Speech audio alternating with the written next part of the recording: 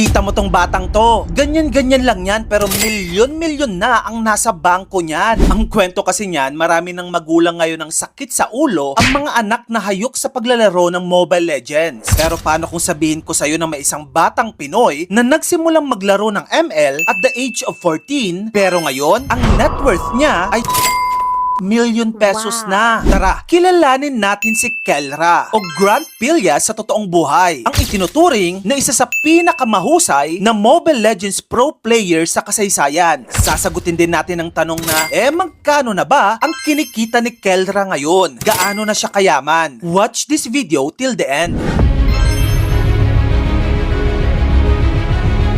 Si Kelra o Grant Pillas sa totoong buhay ay pinanganak noong March 26, 2005. Siya ang kasalukuyang gold laner ng Onyx Philippines. Pero bago pa man siya tinaguri ang gold standard ng Mobile Legends esports, dumaan muna siya sa init ng eksena. Noong 2021, habang nasa team na execration pa siya, tinulungan niya ang team na makuha ang MSC 2021 Championship at siya pa nga ang itinanghal na Finals MVP doon. Pero hindi lang puro tagumpay ang buhay niya. That same year, nasuspend siya ng 2 weeks following homophobic and sexist comments against VWise, another famous pro players. Sunod-sunod din ang naranasan niyang pagkatalo at talagang naging mailap ang championship kay Kelra sa mga sumunod na taon. Pero hindi siya tumigil. Bumangon siya, nagbago at bumalik ng mas malakas, mas mature.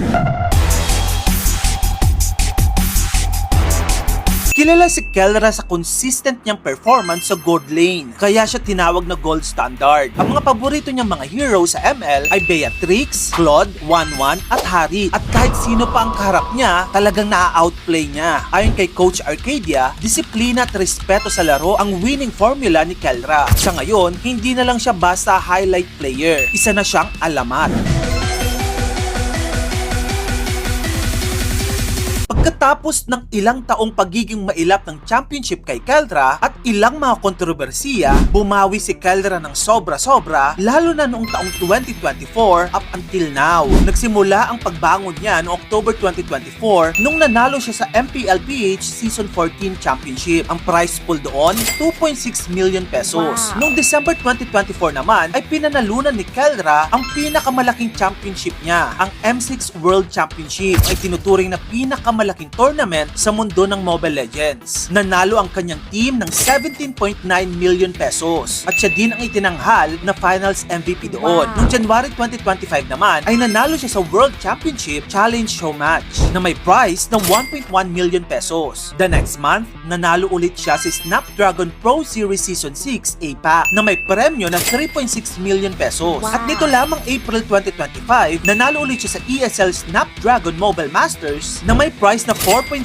million pesos. Ang kanyang total earnings in just 6 months, 30 million pesos plus. Mula sa pagiging suspended player, naging champion siya sa maraming tournament at naging multi-millionaire. Tunay na redemption arc ng isang esports legend. Disclaimer lang, yung mga nasabi kong prize pool, hindi lahat kay Kelra yun. Dahil paghahati-hatian yun ng mga players, coaches, at ng organization. Pero ang tanong, magkano na nga ba ang estimated na kabuuang net worth ni Kelra ngayon? Grant Kelra Pillas is now worth an estimated 66 million pesos.